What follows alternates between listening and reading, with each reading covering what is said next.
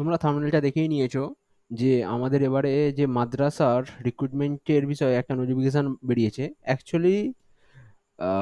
এটা হচ্ছে ওয়েবসাইট, আমি তোমাদেরকে প্রথমে ওখানে নিয়ে যাই। ওয়েবসাইটে তোমরা এই যে জাস্ট সার্চ করবে মাদ্রাসা সার্ভিস কমিশন, তোমরা এটা পেয়ে যাবে। এই কমিশনটা এলেই তোমরা এখানে বুঝতে পারবে। এটা হচ্ছে নোটিফিকেশনটা প্রকাশ করা হয়েছে 9/8/2024 এটা প্রকাশ করা হয়েছে। তো কি বিষয়টা আমি একটু জুম করে তোমাদেরকে বলে দিচ্ছি। প্রথমে পশ্চিমবঙ্গে মাদ্রাসা কমিশনের তরফ থেকে একটা এক্সাম নেওয়া হয়েছিল। 29-29-5-2000 এত তারিখে একটা লিখিত পরীক্ষা হয় সেই টাইমে।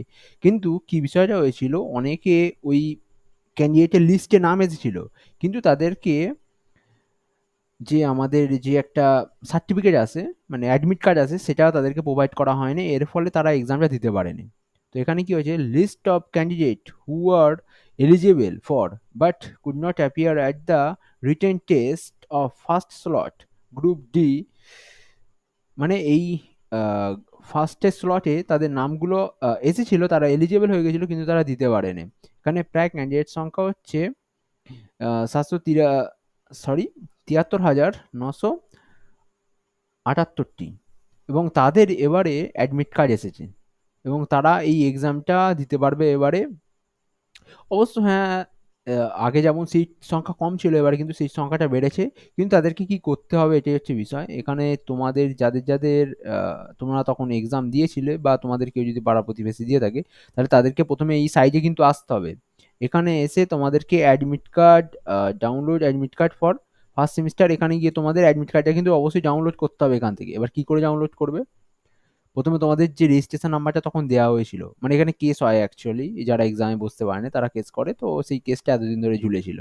বুঝতেই পারছো আমাদের যা অবস্থা আইন ব্যবস্থার। তো ঝুলেছিল 13 বছর পরে, এখন এ হয়েছে, মীমাংসা হয়েছে। তো ওখানে এটা দিয়ে তোমার রেজিস্ট্রেশন নাম্বার এবং এই ডেট অফ বার্থ এগুলো দিলেই তোমাদের লগ ইন করতে পারবে এটা। তো লগ ইন করার পরে তোমাকে কিছু জিনিস আপডেট করতে হবে। এখানে সেই জিনিসগুলো দেওয়া আছে কি কি, যেমন হচ্ছে ইমেল আইডি। কারণ 2010 সালে তখন আমাদের কাছে মোবাইল ফোন বা অতটা ছিল না, তো আমাদের কাছে এইসব জিনিসগুলো log in ID, mobile number, WhatsApp নম্বর এগুলো অনেকের কাছে নাও থাকতে পারে।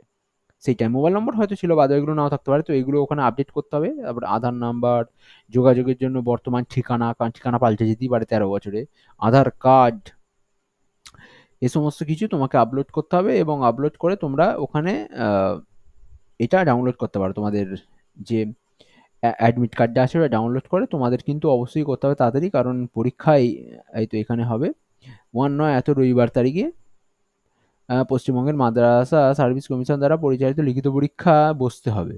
তো আমাদের কাছে খুব একটা টাইম নেই, প্রায় হবে হয়তো 10 দিনের মতো আছে টাইম। 10 দিন, হ্যাঁ 10 দিনের মতো টাইম হয়তো আছে। তার মধ্যে তোমার এই কাজগুলো করে তোমরা যতটা সম্ভব, আর কেউ যদি এটা না জেনে থাকে তো আমি চাইবো তোমরা এটা শেয়ার করে দিও।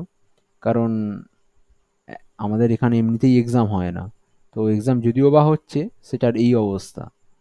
তো কারণ অনেকে তো আবার কেস করেও ছিল এটার জন্য। ঠিক আছে, জাস্ট এইটুখানি নোটিফিকেশানটা।